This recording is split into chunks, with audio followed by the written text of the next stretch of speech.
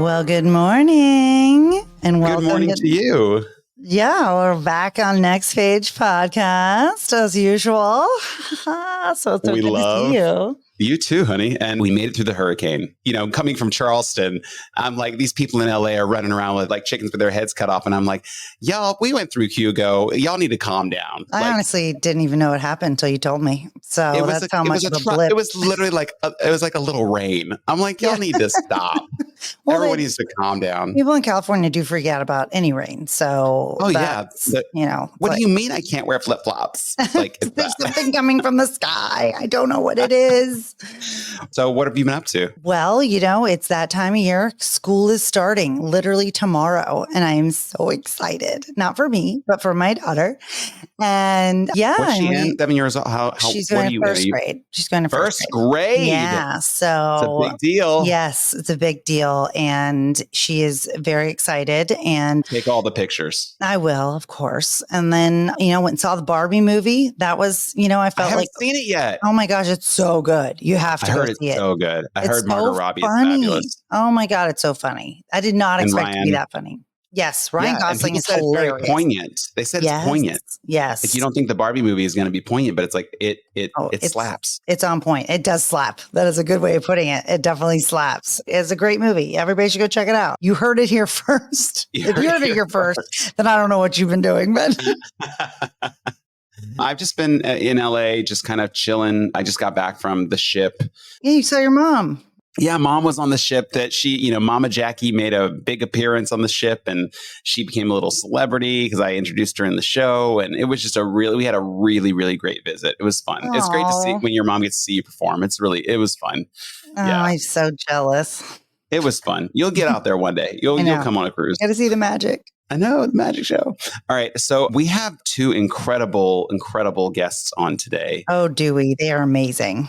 That it was a phenomenal interview that I know this audience is going to latch on to. Oh, for sure. I mean, I think that they're like another not Twilight Zone, but they're basically us, just in two ladies out in Colorado. You know, they're doing the same kind of work, but also just the positivity and the lessons. And I think everybody's just going to really enjoy this conversation. So yeah, they're on a crusade of healing, and it's really incredible to be a part of basically the beginning of their journey in the podcast world. This is great. For sure. We'll definitely have them back. But I think this one as a whole it's going to resonate with a lot of people. I'm really excited. This episode slaps. Okay. Would you go ahead and tell our audience about them? Yes. So our guests today are Amanda McKoy Flanagan and Ginny Olivas-Smith. And Amanda is a co-founder of a 501c3 nonprofit organization, Castle Rock Clubhouse, a recovery clubhouse that serves as meeting space for various 12-step programs.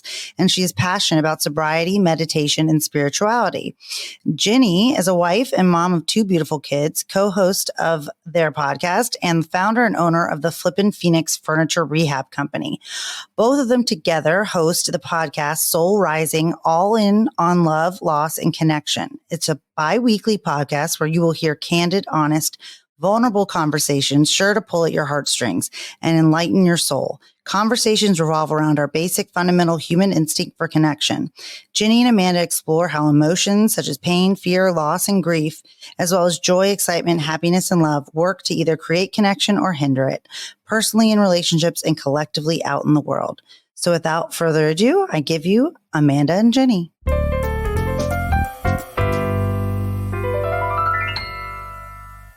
Welcome to Next Page.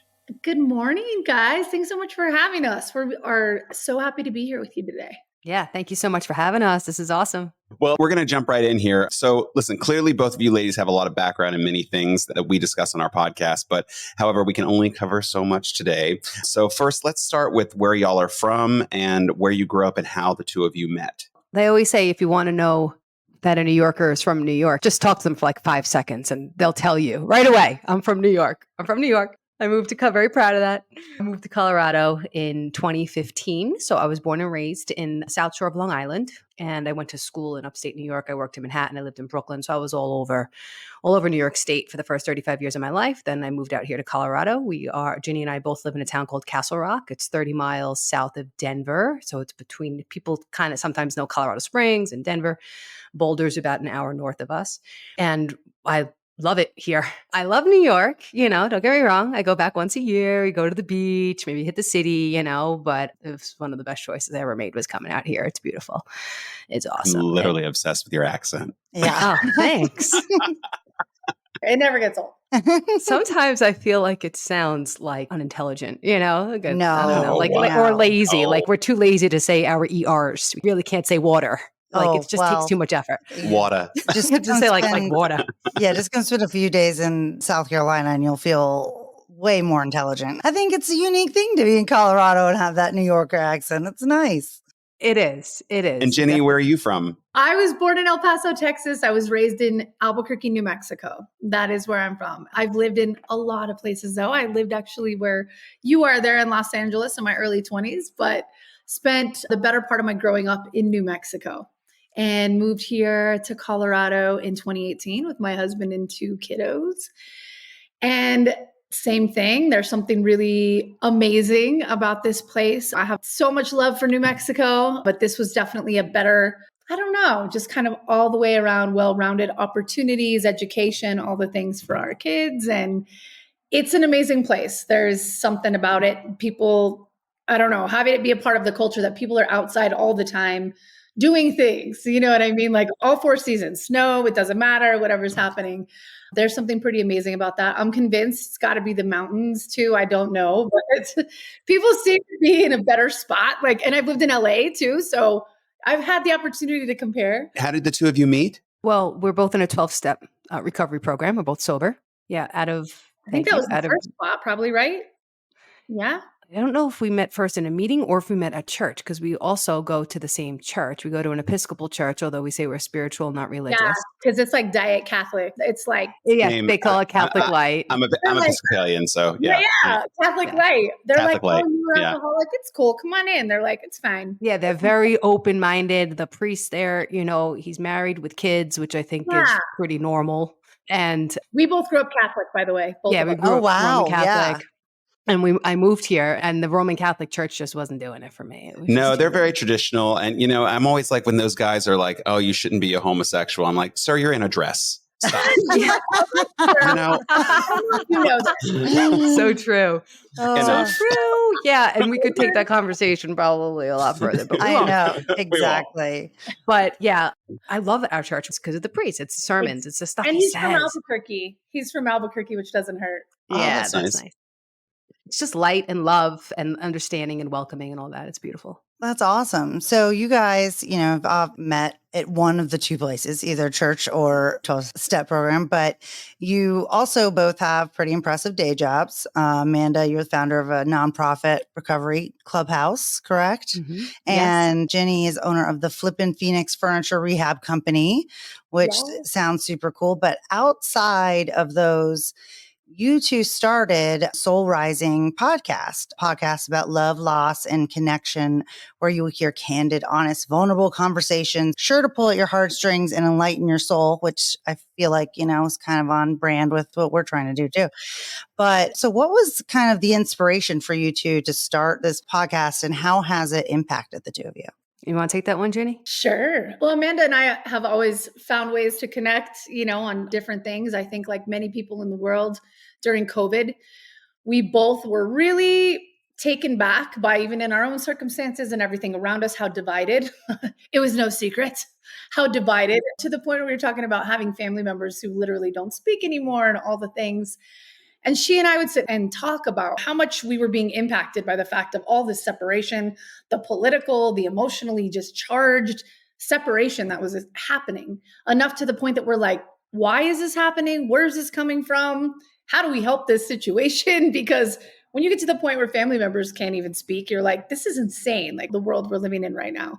And everyone was, of course, like fight or flight, terrified, like, am I going to die of this thing? We lost family members, like legitimately. So just a whole lot. And we would have these conversations. And one day we were at Vitality Bowls talking about it. And we were just like, we should, I had it in the back of my head about doing a podcast. I messed around one night and like did a little recording one of the times we were stuck in the house. And I had talked to Amanda about that. She was in the process of writing her book.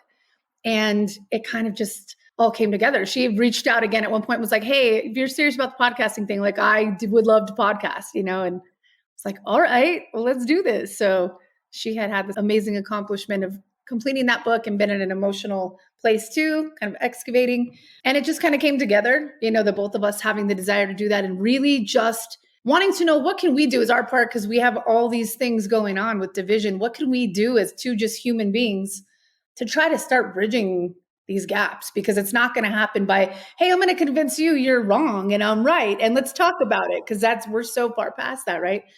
And we realized it would start with us. And if we could start talking about these things with amongst each other, we knew that there's other people out there too searching to do the same thing. So kind of starting with that place and trying to not just heal ourselves, but help other people heal too, because we feel like that's the answer to a lot of the outer chaos and struggle happening in the world. So that's how Soul Rising came to be. I have all the goosebumps because that's literally how ours began as well. It was the pandemic. Yeah, it was the pandemic. And we sat down. Todd came in to Charleston. He was escaping We hadn't seen each other in years. Years.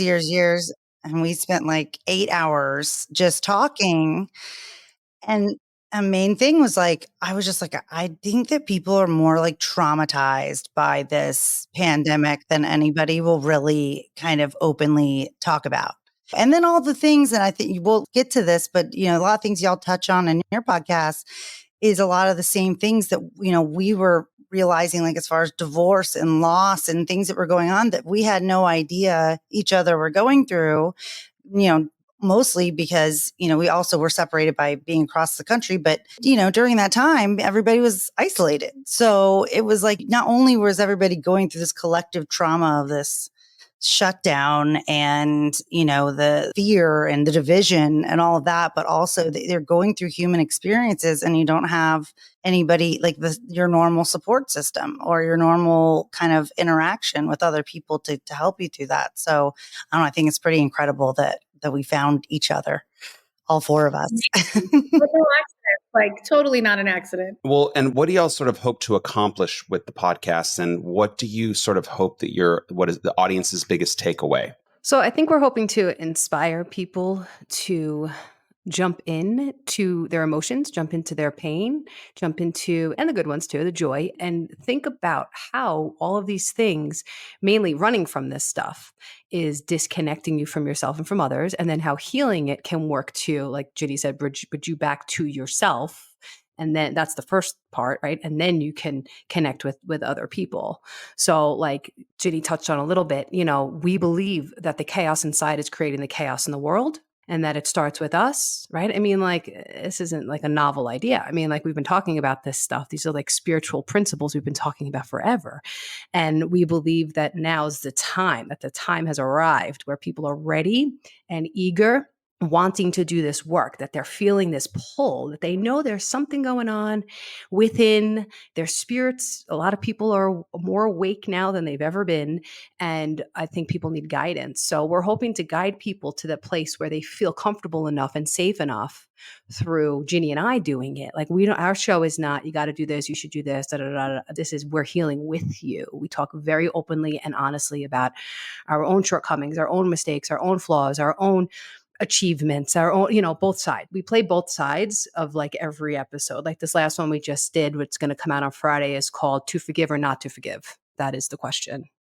So what we talk about, the benefits of forgiving and how maybe not forgiving can empower people, right? We're taking these like hardened and fast sort of ideas and concepts that we've had as a society for probably centuries and that have been compounded and changed in different ways. But we believe that we're ready as a society to shift. Like that's what COVID was. It was just a wake up call.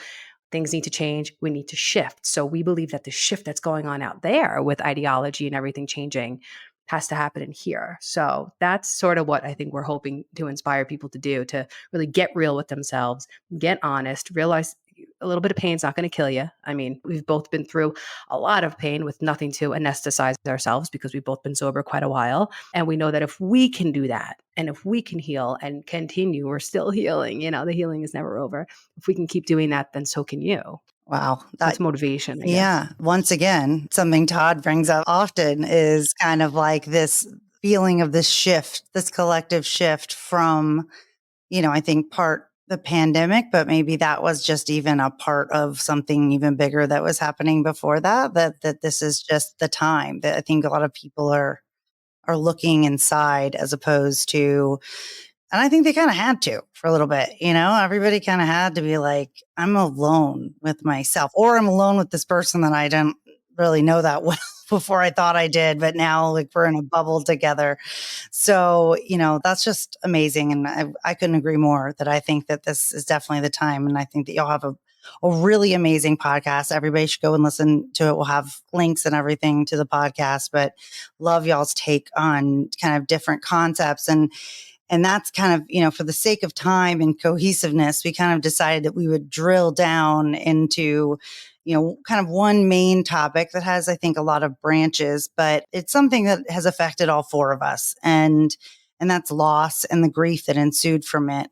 And could maybe both of you briefly describe for us your personal experiences with loss, probably in particular the loss of loved ones, and how they impacted you the most? Yeah, I think it's been an incredible time of that. We've lost several family members. We had a few really close ones in 2020 that had been actually due to like issues with addiction, and people that you would have never guessed are people that would like die from this, under the age of 50. And two beautiful girls, both like sisters to me, died 60 days apart.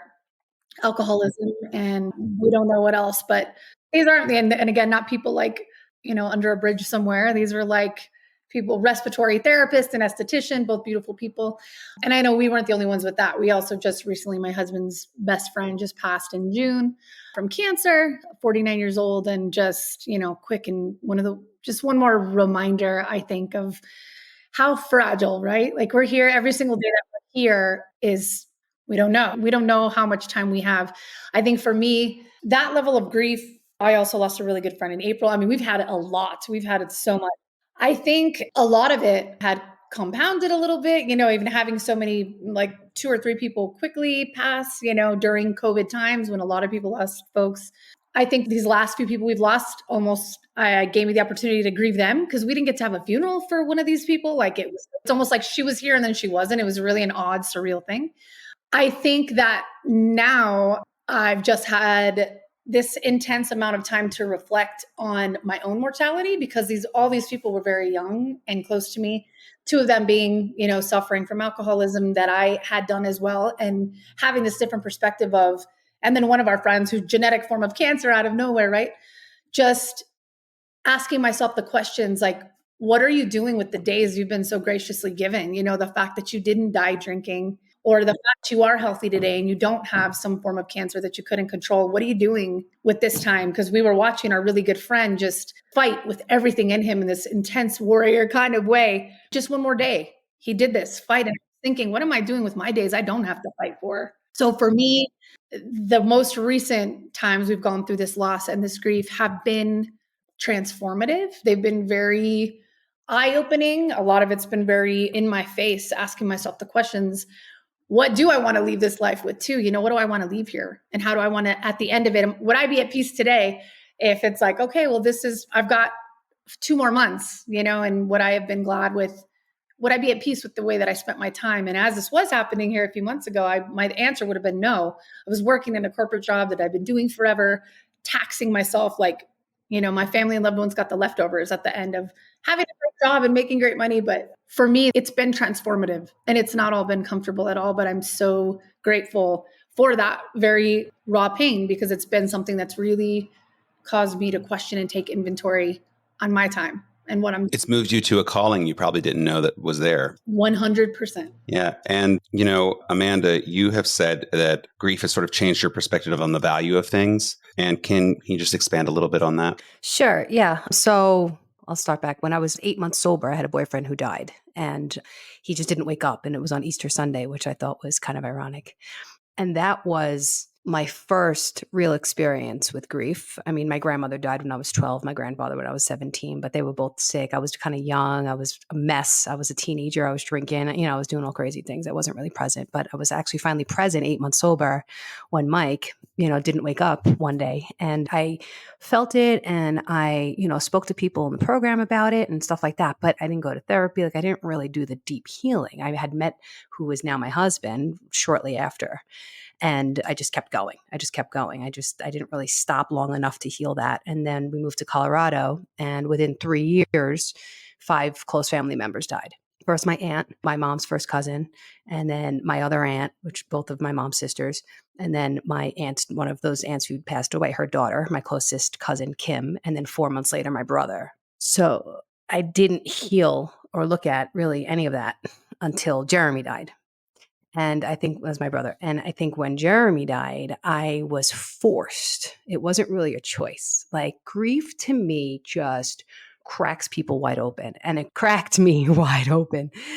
And I had this experience that I believe was a spiritual awakening kind of put upon me by my brother to wake me up to shift this generational family dysfunction that had been going on in my lineage for probably centuries.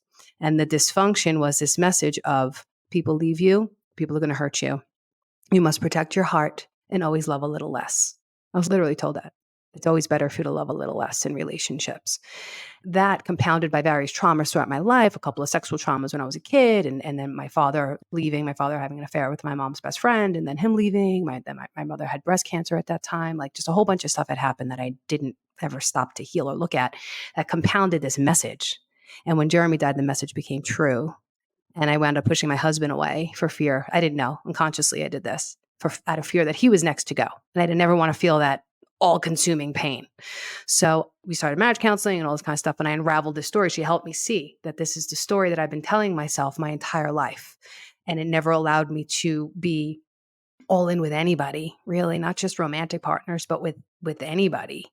So, to speak to the question of value, right? Like I started like valuing like my relationship with my husband and valuing myself first. I had done all this work. I was sober for 12 years when Jeremy died, right? I had done all this self-reflection. I'd been in and out of therapy. I'd been working the steps. I'd been doing everything I was supposed to do. And I thought that I was like good. And then, you just don't know what you don't know until you know it. Once one layer is peeled, more is revealed. So I guess at 12 years sober, I was ready for this healing that was coming my way. That was, again, like I say, kind of forced upon me to look at because, I was facing divorce. I told my husband, I don't think I love you. I don't think I ever loved you. And he was like, Jeremy just died 5 months ago. Do you think maybe your grief is playing a part? And I had enough experience with this work that I said, there's usually something going on under the surface. I'm willing to take a peek, at least for my kids' sake. I'll try it, and my therapist was like, I was really adamant when I went in there. I was like, you're not going to change my mind. You're not going to make me stay. I know how I feel, and she was like, listen, Amanda, she goes, it's not my job to make you stay together. She goes, whether you stay together or not is none of my business. She goes, I'm here to help you heal and you become whole, and to help him become whole. He went and did his own therapy. And then once you're both whole, or I believe as close to whole as you could get, because I feel like we're always growing, then you come together as like a third whole if you choose to. So she said, just give it like a year. So I did, I gave it like a year, and things shifted and things changed. And I started to really believe that I was worthy of love and that I was worthy of giving love and that my love was valuable and that I really have a place and a purpose and a meaning in this world and that I have really important work to do here. And it all begins and ends with love. So that was like my journey to becoming the highest version of myself that I'm obviously continuing journeying to. So the greatest value was found in self-love and in self-worth and saying, you know what? Yeah, people are going to leave. People are going to die. I am going to get hurt, but I'm going to be okay because I have me. I have myself. I learned to never self-abandon. That was the message. That was the whole healing that went on here. I've learned to be comfortable enough in all of my feelings to never fear giving all of myself to somebody else. I have never heard that before. Never self-abandon. I have never. That is very, very profound. Never self-abandon. I mean, because at the end of the day, you are enough, and we just have to learn that we are enough. We say it all the time in acting class. My coach always says, don't do anything. You are enough. And as soon as somebody learns that they are enough, they're free to be present. They're free to be in the moment. And your story, both of you, you've been through so much grief and so much loss. I have to ask, I'm going a little off script here, Laura, but I have to ask, with all of that grief, 5 people in such a short amount of time, does that challenge your sobriety, those experiences? Not really. So people have this idea of sobriety that it's a constant like white knuckling, that like we wake up every day and that it's a struggle. So what happens when you go through the 12 steps in particular, if you choose that path of recovery, is the obsession to drink. That's what addiction is. It's an obsession of the mind coupled with a compulsion, a physical compulsion. So once you start to take the drink because of the obsession of the mind, that's where alcoholism stems from, is the mind, then it kicks on the allergy. So at some point going through your steps, that obsession is removed. It's just removed. It's a miracle. That's the miracle of the 12 steps and a higher power and your higher self. And all I'm that. sorry. Can you break? Yeah, I can you feel like break you need to that down? reiterate that it's because it's new to us. Can you break that down for me like I'm a 3-year-old? Because I don't understand how that need, or because I've always thought, like you said, addiction is something that, especially alcoholism, it's a disease, and that it's a craving. You crave the drug, you crave the escapism. So can you just sort of break that down for me, that it just goes away? I need to understand this. Technically, the physical craving cannot be set off until you ingest a substance. First, we say in recovery, I'm trying not to say the name of the program out of respect for the traditions. We're not really supposed to be doing that. It's the first drink that gets you drunk. Yeah, one drink is too many, 1,000 is never enough. That's another one. Exactly. In your system, that's when you have the physical reaction of the craving. It's like this. Your brain immediately is like, oh, we got the dopamine, let's go. And we metabolize sugar differently too. They've done studies with alcoholics that alcohol is sugar ultimately. So we metabolize differently and it sets off a craving for more. But like I said, the obsession starts in the brain, in the head. So it's this mental obsession that I have to have this drink either to escape a feeling, right? Or to, like, it's not about the alcohol. The alcohol is a symptom of the disease. The disease is something going on within us. We call it a spiritual malady. That's what we call it. We don't know how to relate properly, a lot of us, to ourselves, the outside world. We have a lot of trauma. We have a lot of pain. We have a lot of unresolved issues. I would bet I'd love to do a study someday. I have a social work degree. I would love to do a study someday on how many people have been sexually abused Oh, yeah. in recovery. All 'Cause kinds of trauma, tons of trauma. Any kind of trauma, but I happen to hear about a lot of sexual abuse. So it's an escape. It's trying to, but we do drink in good times and bad, right? Like it's like we drink at the weddings, we drink at the funerals. So it's not necessarily that we drink because we're alcoholic and our brain is telling us that we just want to change how we feel, no matter how it is. I'm uncomfortable in my skin, no matter what, whether it's good or it's bad. I'm looking to escape how I feel, put on this facade, this persona, the social lubricant, like they call it, and feel comfortable, right? Yeah. Right? The social lubricant. You like that?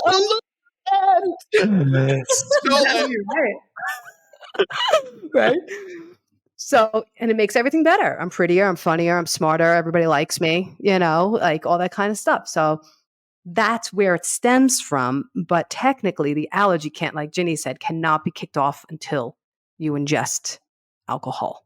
So the alcohol isn't the problem. A lot of people don't know that. And I mean, a lot of people also don't know, along with the sexual abuse thing. I can't tell you how many addicts, alcoholics I know that are ADHD or dyslexic. Anxiety, depression, bipolar. Yeah, bipolar. And a lot of it is because of the fact they've also shown this too. People who are alcoholic wired, we out the gate, and before you ever ingest anything, we make less dopamine, because a lot of us have ADHD, which you make less dopamine. So our brain's already out the gate. You're coming into the world already making about 40% less than someone who's not wired addict or alcoholic.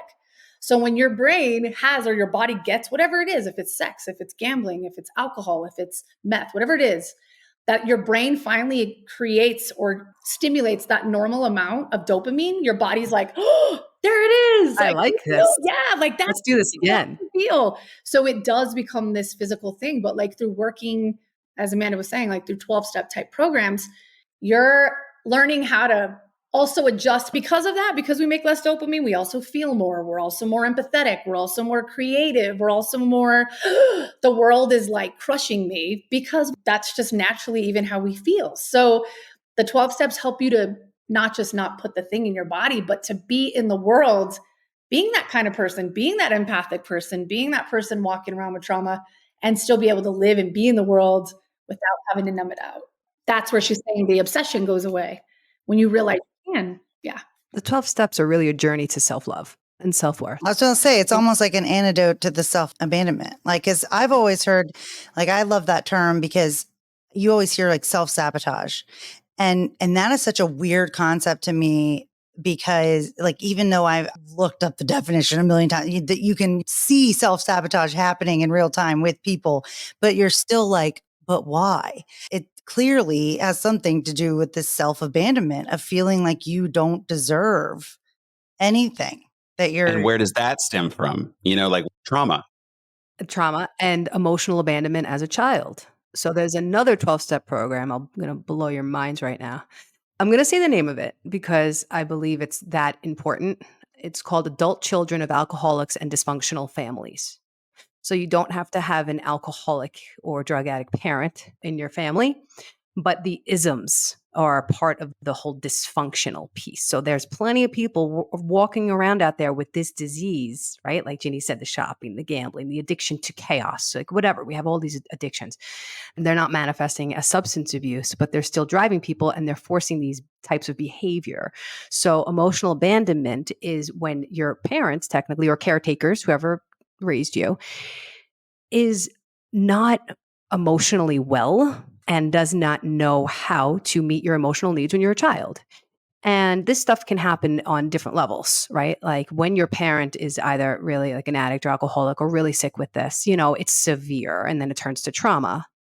But this emotional abandonment can also happen on much less levels. Like it's kind of natural sometimes, like being, like I use an example in my book, like being dropped off at preschool, right? Or being left in your crib and you're like, mommy, whatever, like crying and nobody's coming, or preschool, mommy's walking away and you have to stay. You feel abandoned. It's just a natural, it sounds like this real big, bad, scary thing and this bad word, but like it's kind of natural in the child rearing or growing up process that this is going to happen.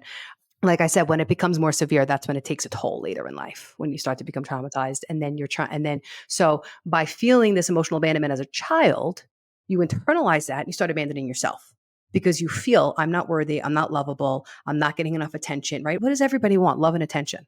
Love and attention. That's it. That's all anybody wants in this world, especially a child. A child needs that. So when a child is not getting that, they kind of turn in on themselves and they abandon themselves because the message is, I don't deserve it. Like you just said, Laura, the message is I'm not worthy of receiving the love and the attention. And then it turns inward. So a lot of people in that other program are also in other 12-step programs. I was going to say, I think it's important because I've read a lot of things as far as the ACE scores, like adverse childhood experiences, how that increases your likelihood of substance abuse or, suicidal ideation. And one of those is just being a child of an alcoholic. Like you don't have to have been an alcoholic, just having that in your life. But I think it's important what you said about of just there being dysfunction, like the dysfunction as a whole can cause that. I assume it has to be kind of on a more repeated basis, not like, are dropped off at daycare at that one time. I mean, I think yes, it has to be consistent. Yeah, it has to be like over and over and met with hostility as well. So like if you're crying, you're upset with something, if you're constantly being met with hostility or being shut down or not being acknowledged at all, being dismissed, being minimized, you're right, over and over and over, then yes, it's going to leave a mark. And, my crazy journey was what happened with all this generational dysfunctional stuff is that I chose a partner who I could not get my needs filled and I could not meet his either. That was what we found out in the work, was that we both were suffering from this stuff. My husband's also sober. So I'd say probably 99% of alcoholics have this in common. I realized that I was manifesting that. I was recreating that emotional abandonment in my life. And that's why I thought I didn't love you. I don't love you because after my brother died, I needed emotional intimacy, but I didn't know how to give it. I didn't know how to get it. And I needed it so badly. So I just thought this isn't the guy for me. I can't ever get that from him. Meanwhile, it wasn't him.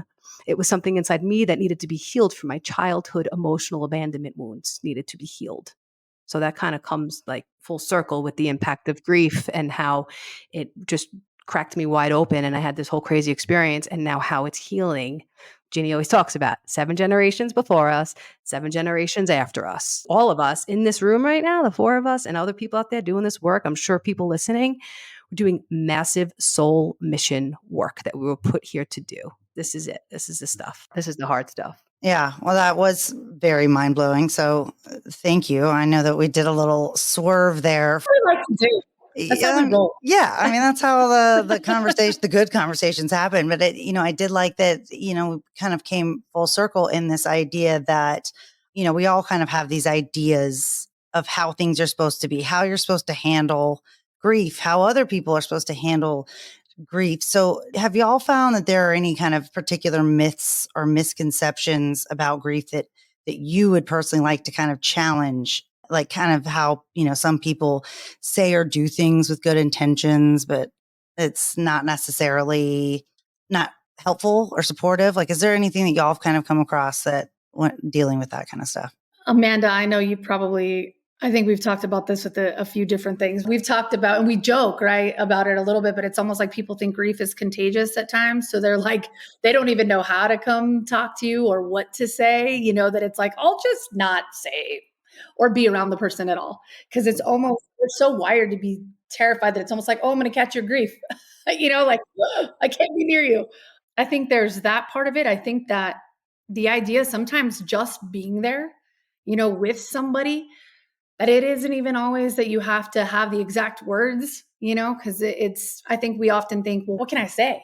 What are the words? And sometimes just being there, not having to find the right words and just saying, gosh, I don't even know the words, but I'm just going to be here with you, through this. I think that is something that we don't always realize, that just even someone's presence there. And also that there's a time limit, I guess. So we kind of, in our culture too, it's like, oh, okay, well, this was an immediate family member. You've been out of work 3 days. So, all right, anyway, let's chop. Yeah, bereavement's over. You've done your bereaving.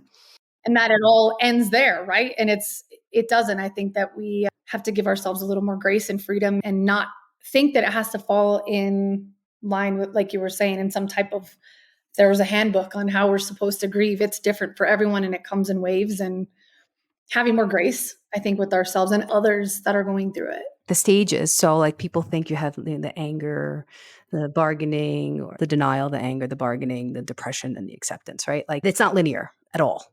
You can be feeling all 5 of those things in one day. You can be moving, my therapist would talk like that. You could be like here, and well, you guys at home can't see me, or wherever you are in your car, wherever you are listening, you can't see me, but I'm moving my fingers in between my fingers so that you could be in one stage and you can go back, and then you can go back to another one and forward. So it's not linear, and to be patient, like Ginny said, and give yourself as much self-compassion. And I just wanted to throw in about, being with somebody and not having to say the right thing. The only thing that I would suggest if you do feel like you need to say something is say, tell me about them. Say their name. Tell me about Jeremy. What are your memories? Ask people, because people are afraid, like, oh, I'm going to upset them. I don't want to bring it up. I don't want to upset them. No. People want to talk about it.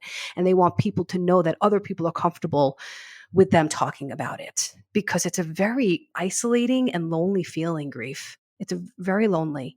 So if you are a friend, you want to be there, or a sibling, whatever, and you want to be there for somebody, the best thing to say is just tell me about your loved one.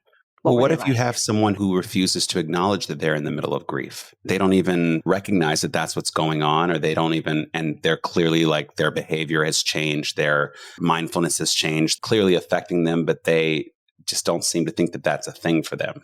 You just got to let them be.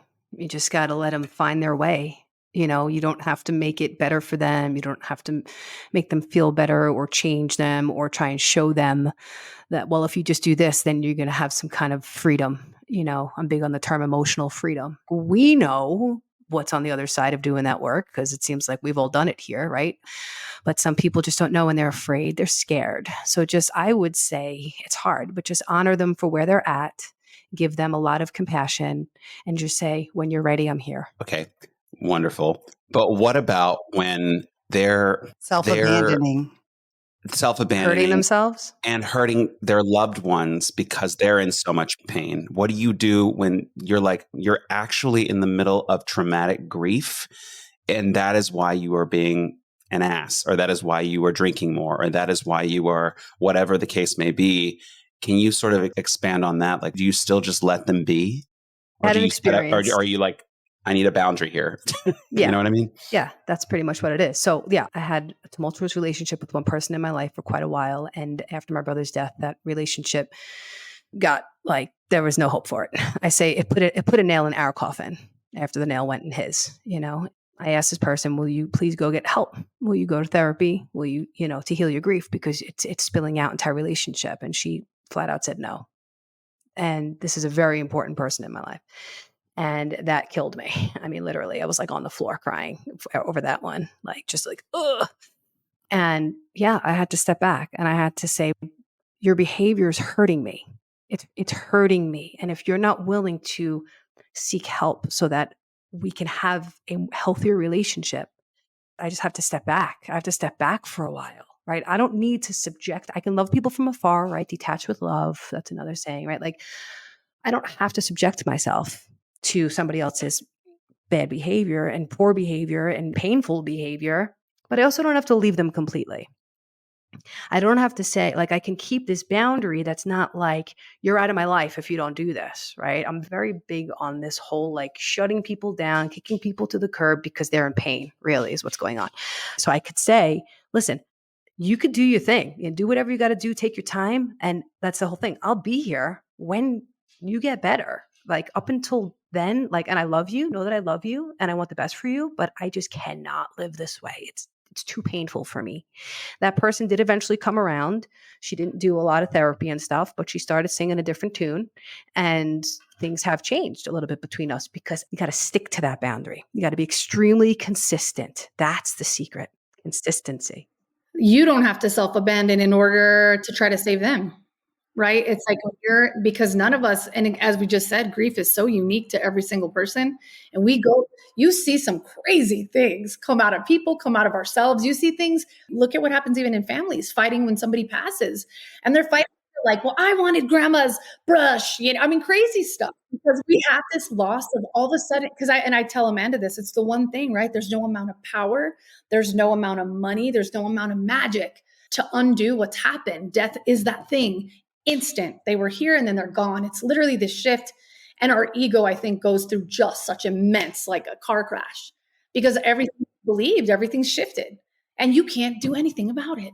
So you're a new person. You're a new person because of it. Yeah. But we start to try to have control of other things and we act out and we have like, well, I'm going to say what happens here. Well, I'm going to do this in my life and don't tell me what to do. And because we have this need to feel like we're in control of something, because death certainly reminds us we are not. I think that's a very important point, that this is like, it is the one thing you cannot control, that it will happen. And so, like at all. Yeah. So I guess like y'all have also discussed this in your podcast, but I really love this like kind of concept that loss itself doesn't always have to be like, that grief doesn't always have to come from the death of a loved one. It can also be something else big in your life, like, losing a marriage or getting a devastating medical diagnosis. So how do y'all kind of see those experiences as similar?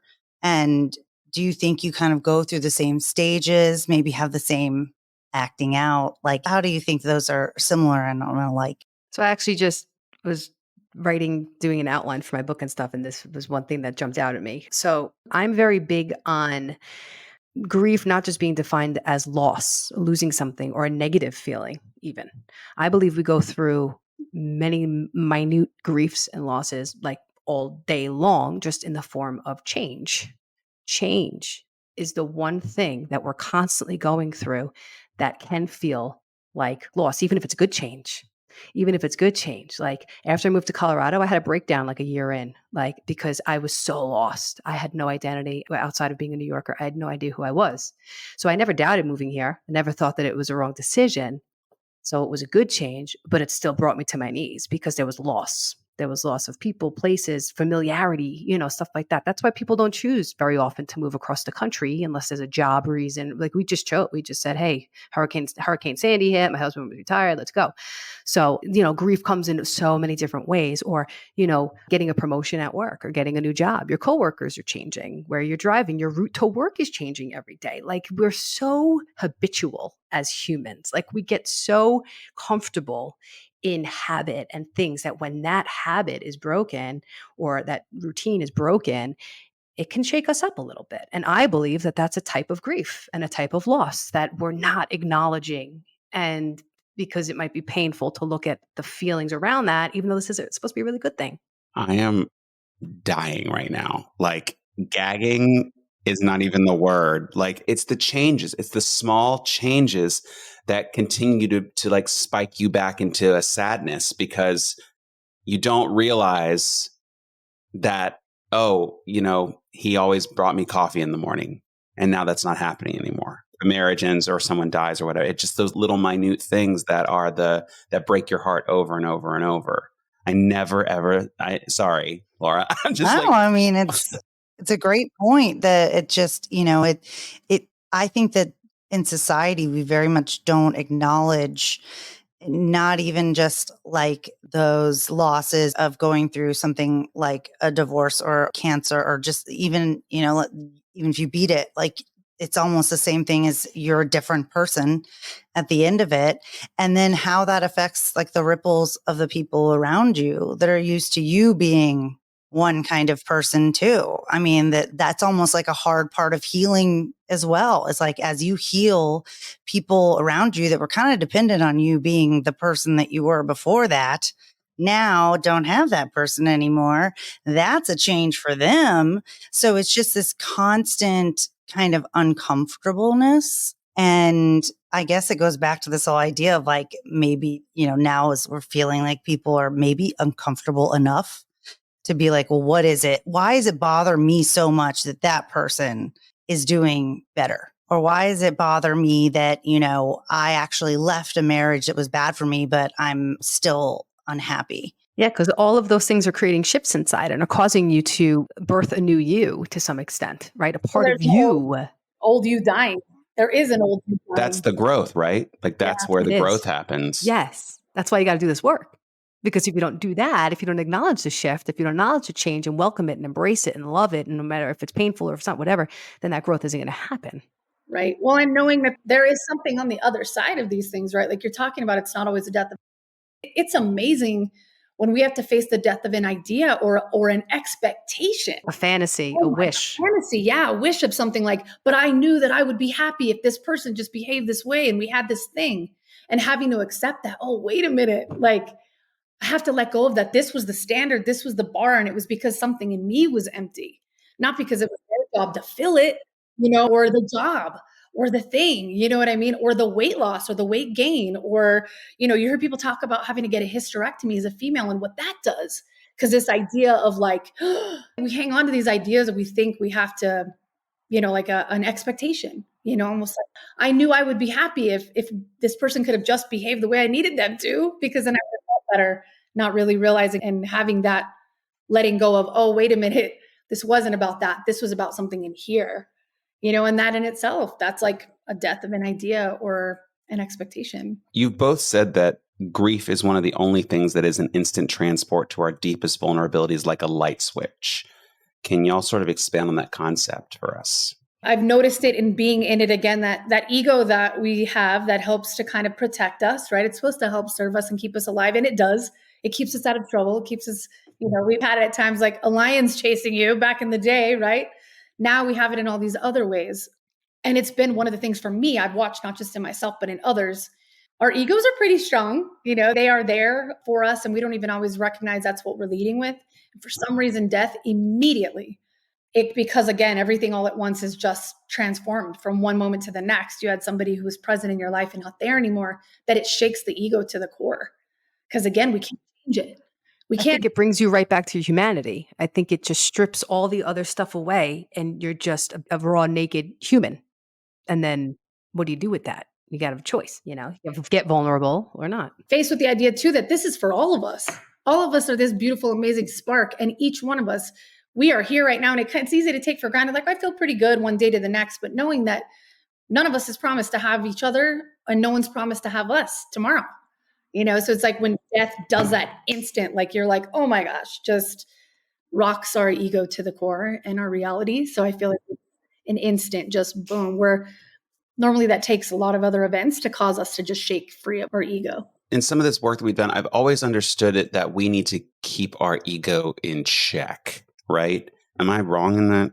No, that's the problem. This is a problem with the world right now. You hit the nail on the head, Todd. Especially in Los Angeles. I mean, every time I meet somebody, it's like you meet their publicist and their entourage before you meet like 6 months into knowing someone. Then I start to get to know who the person is. It's a very vapid culture out here, and everything is led with ego. But it is not exclusive to Los Angeles. Can you expand a little bit for me on the ego and how it plays a role in someone's, healing? If you're consumed by your ego, I just don't know how, and you get shaken to the core, like you said, and everything gets stripped away, and then you're brought back to humanity. Sometimes I see people like the ego goes to protect them in a different way, which can be good or can be toxic. Can you all speak to that at all? Well, ultimately, the ego is serving a purpose. Everything inside of a human being that we're given is there for a reason. Our instincts, like Ginny touched on, right? Running from the lion when you're a caveman, like it's there. That ego keeps you alive. So it's how we use it. It's when we use it properly. So yeah, when it's taken to the extreme of, putting the facade on and wearing the mask, and that's all fear is driving the ego, that's when it's detrimental. But when you use it in a way for survival and for self-protection, and you kind of circle your wagons and do what you have to do to get through a difficult time, whatever that might be, grief or loss of job, whatever it is, whatever difficulty in your life, that's the proper use of the ego. So ego in and of itself isn't bad. It's how we use it. I didn't know that. I thought ego is bad. And this is just, I'm going off script too, but like, I think what people kind of miss when they do think of like the ego as this like macho, like the mask, the thing that's presented, but really the ego is you. It's just how you then present that to everybody else. And it's almost like this idea of, that you don't let it start running the show, I guess. Like it's still there. It's still who you are. It's still going to help you in a time of crisis, whatever that may be. But it also can be a signal to you to be like, oh, wait, no, I'm putting up that mat. I'm doing that thing. I need to go back to, caring about others and extending or looking into where that came from.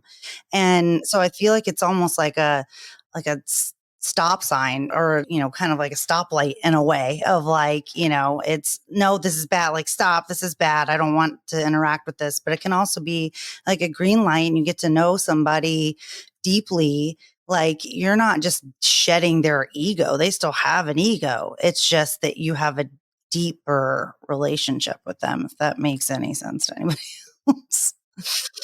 But yeah, I mean, I think that, and something I've also talked about that I love is how that grief, how it can do that to you as a person. It can make you either act out and be ridiculous or bring you closer to yourself and understanding, but that it also can do that with you and other people. It can be an incredibly bonding experience, or it can be an incredibly, separating, like Todd kind of said, like toxic situation. So, basically, how have y'all seen that happen? And what are your thoughts on how it can bond you and what opportunities come from that and how it can also separate you? Yes, I think that, again, because it's just such an intense, dense thing that happens to us. Again, if our ego is not in check, right? And our egos they are there to protect us. Like we were talking about them being good. They also can be kind of fragile, right? So they get inflamed easily. And I think that if we don't accept that idea of the fear that's there, or the idea that, again, that this is a permanent situation, that this person is no longer there, that when we don't recognize we're afraid and that we're okay and we acknowledge that we're afraid about that can become, as Amanda said, extremely detrimental to your relationships around you, because all of a sudden you're afraid to feel the pain and you start to create this blockage between you and these people around you that you love. Amanda can speak to this. I mean, you're like, I'm not going to feel this pain again, this loss of someone else. So I'm going to go ahead and start making the loss happen now, where you start creating this distance so that you may not have to feel that pain again with this person you love so much. And you hear this. How often do you hear we take things out on the people around us that are the closest, that know the most vulnerable versions of ourselves? Because it's the safest house possible. You always take it out in the safest house. We always take it out on it. And also the people, think about that the people who know you as being the most vulnerable are now also in this arena with you where you've had one of the most impactful events happen that make you even more vulnerable. Then you're really terrified. It's like doubly terrified because all the armor's off, so therefore we can almost create this situation where we start creating the distance between these people that we love more than anyone because we have a generalized fear of the loss of them or the loss, of having to go through that kind of pain again. I mean, I know that from some of my own situations, but I also know it specifically, with Amanda. I know that that's something that's gone on. I think at the same time, I've watched people on the opposite spectrum of that be able to get past problems they've had. Like, I can't tell you, in 3 or 4 years, we're actually upwards of like 12 to 13 people between my husband and myself. It's a lot. And I've also seen where there were friends who were fighting over something, for instance, that the second they were there celebrating the life and mourning the loss of this person that had impacted them, it literally disintegrated years of resentment. They were like, here we are together, like this bonding moment of like, whoa, this person really impacted both of us. Whatever this thing was we were hanging on to, we got to let it go. It puts so much shit in perspective. Yeah, very fast. Yeah. And I think also, Laura said something before about, when your healing makes other people uncomfortable, I think that could also translate to grief, because if you're healing, especially if you're healing your grief and you're getting vulnerable, right? Most healing happens through vulnerability, right? You cannot really heal without getting vulnerable with yourself. So if the other person is seeing you now healing through this grief, you're showing them a part of them maybe that needs to heal. And then they're uncomfortable with that because you're kind of forcing somebody to be in this new space with you of vulnerability. And they're like, no, like, I'm not doing that. Like, I'm not going there with you. I can't look at myself. I can't feel that. Right. So we're kind of like mirrors and reflections of each other. And, we're 100% brought into partnership with each other, friends, partners, coworkers, bosses, everybody, to show us pieces of us that need to heal. That's why there's more than one human being walking the planet. It's to help us heal through being mirrors for each other. So I believe that the grief can also serve as a way to either bond and bring you together or separate you based on both parties' ability to be vulnerable. And to look at themselves, right? To look at the scary things. Because, man, none of us like going in the basement. Yeah. Yeah. Basement. I love that term. Going in the basement. I hated my basement. Freddy Krueger was down there. Oh. Yeah. You're like, I'm not doing that, And there's a lot of that. When sometimes it's almost uncomfortable to be around someone else who might be, like Amanda said, grieving because, we don't even like to think about having to be in that kind of vulnerable state. It's just uncomfortable. We don't ever want to be uncomfortable as human beings. We just always want to be happy and everything's good. And, and like we talked about before, like we're at a point now in society where we can't just keep going like that because shit's coming off the rails, people, and if we don't do this work. It's so many years of parents telling their kids, enough, don't worry about it. Keep going. Don't look over there. Just keep it pushing, keep it pushing, keep it pushing. And now everybody's like, hold on. We need a minute. Here. I believe everyone who's here on the earth right now. I've talked about this with Amanda several times, and I'm sure you've heard it if you've listened to our show at all, that everybody who's here right now, we're all here tasked with literally healing generations of the same way. Like, I know I have green eyes. I got them from my great grandfather, right? I have those genes. At the same time, I also carry the memory of some of the trauma that my ancestors, that's in our genetics. What our ancestors, everybody went through is in our genetics, and it travels on. It just keeps going. And I think that all of us, you guys, the 4 of us here today, people who are paying attention, we're here to finally put a stop and go, wait, hold on. Like you're saying, Todd, no, like we can't just keep going the way things have gone. Like, no, we've got to sort through this and heal it and be better. It's just so people can enjoy their lives more and be more present with their loved ones and be more healed. One thing I think is important for people to understand, though, is that they hear this word healing and then they, kind of, I think probably from this generational trauma / just experience and what they, wanting to avoid the uncomfortableness, it's like they're drawn into this idea of like, well, if I just meditate enough, or if I just, like have enough happy memes every day, then I'll be fine, without doing the actual hard inward, like looking at your inner child, aspect of it. So I guess Yeah, it you is got to one. be down in the trenches. You got to go in the trenches. You got to be down there. And if you fall on the floor and you cry, that's okay. You're going to get back up.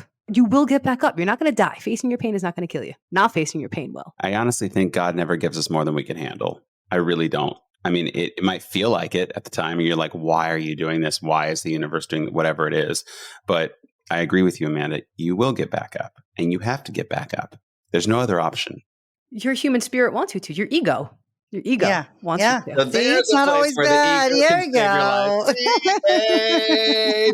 life. So, Amanda, you just released a book called "Trust Yourself to Be All In: Safe to Go and Safe to Love and Let Go," which everyone is available on Amazon. Amanda, can you please tell our listeners a little bit about your book and what your message or ideology you hope your readers come away with after reading it? Thank you for bringing it up. A lot of the stuff that we were talking about today, that's in there.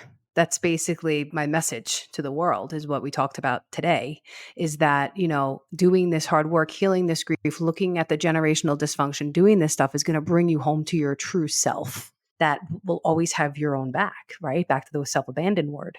I know today, like my book is really a prompt for people to do this stuff so that they can get to a place where I am right now, where I feel that no matter what pain comes down the pike, like I said, I might hit the floor for a while, but I'm going to get through it. I'm going to be okay. And it's all exactly the way it's supposed to be, because I cannot go through my life asleep or just pretending or just being a shell of a person. I need to be a whole human being, feeling all the emotions and going through all the experiences, or else what am I doing here? I'm not going to waste this life. I mean, I know I'm probably going to get another one. I've had many past ones, I believe. But Oh, like another podcast this, that we're talking I about. love For sure. that's another favorite topic. But yeah, I mean, I don't want to waste the time we had, like Ginny said. And there's a phrase my friend says, and it actually didn't make it into the book because it's actually the title of another book I was researching. It's called "Don't Waste the Pain."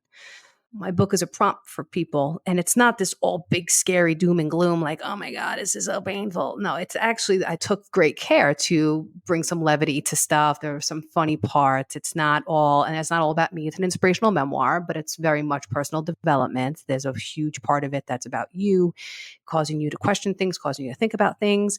It's all love and compassion, no blame, it's all forgiveness. It's all of that from cover to cover, because I believe that that's the only thing that's going to get us through this hard stuff, is having self-compassion and then compassion for others. So yeah, basically what we talked about today, it's about the story of my brother dying, and then how it affected my marriage, and then the whole healing process. And I throw in a lot of different techniques and ways that you can heal. Some like technically like therapeutic. I mean, I don't get into like the nitty-gritty of that, but I tell you what I did.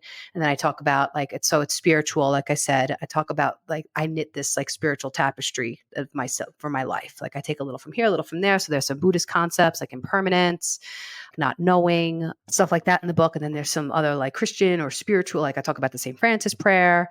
Then there's this Hawaiian mantra. It's called Ho'oponopono.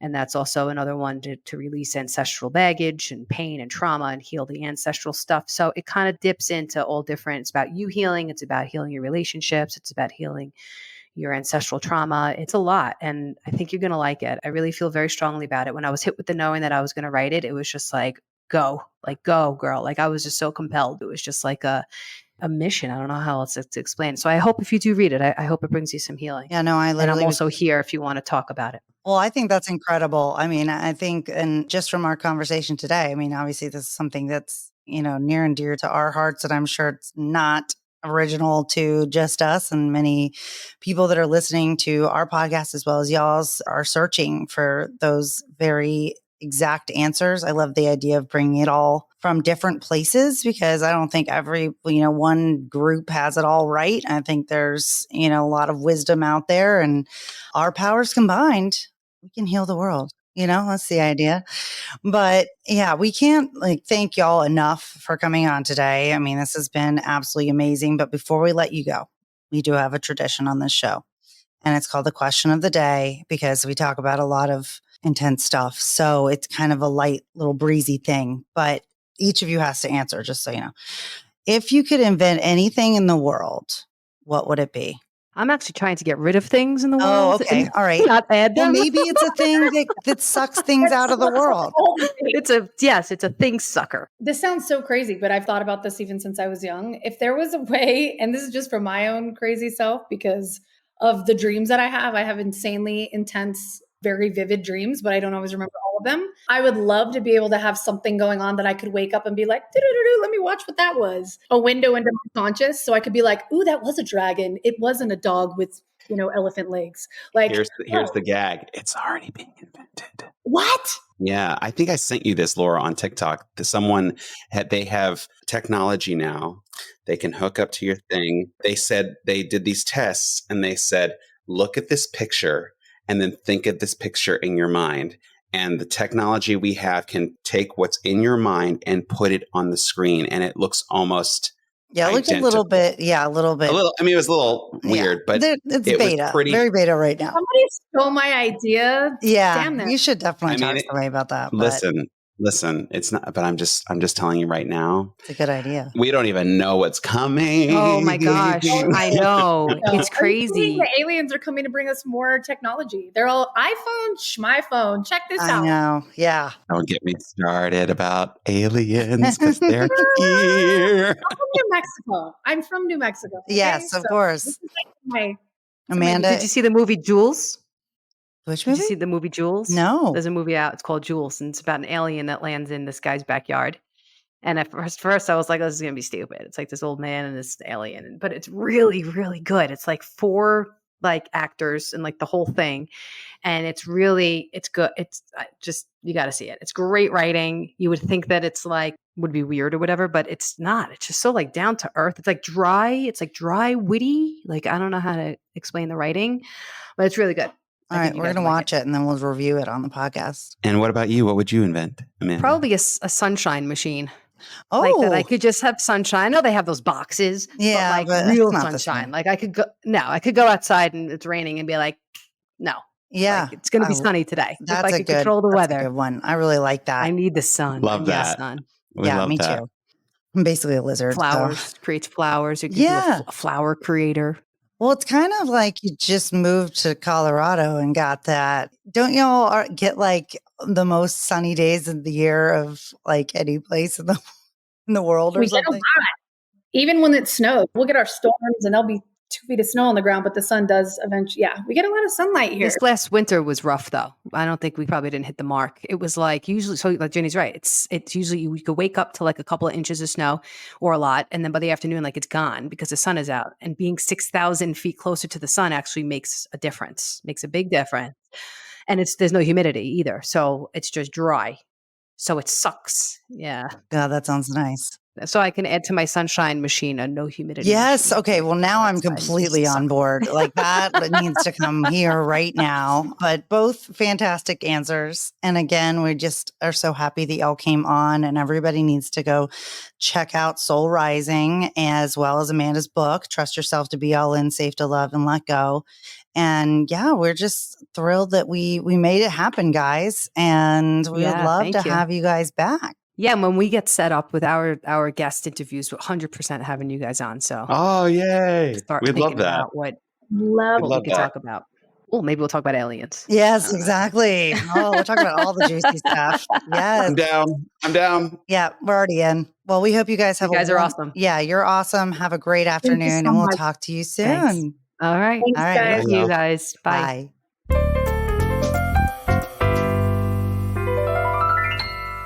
Okay, so what'd you think? Well, I am very, very encouraged by them because they are sort of on the same path that we're on, just trying to spread this message of doing the inner work and healing your inner child and looking at reasons why people are the way they are and how people deal with certain trauma in their life. And I really, really, really just dug their energy. I felt like I've known them forever. I mean, they just felt they're very relatable. Their story is incredible. Their commitment to their sobriety, and they're very, very lovely, lovely people. What did you think? I mean, I thought it was fantastic. I think that they generally, like you said, I had goosebumps in the beginning. They're talking about where their podcast came from and where, what they hope to accomplish, because it's very on track with what we are trying to do. But I think they also bring another angle of, the sobriety and the different kind of things that they've been through, not to mention Amanda's, book is awesome. They have such a great, like you said, energy, vibe. And I think that they really are like challenging people to not just like, la da da, like be happier, get over your trauma. Not that that's what we're doing, but that they're challenging in like a spiritual way too. And I think that that's something like I felt like we learned a lot. I mean, it was just learned so much. And there were a lot of mic drop moments for sure. Yeah. And even afterwards, everybody else wasn't privy to our awesome conversation we had afterwards while we were uploading files. But, even in that, I mean, it was just like nonstop, like, what? Tell me more about that. So it just all around, I'm just so glad that they came on. I can't, thank them enough for doing that. And gotta have them back. They're coming back.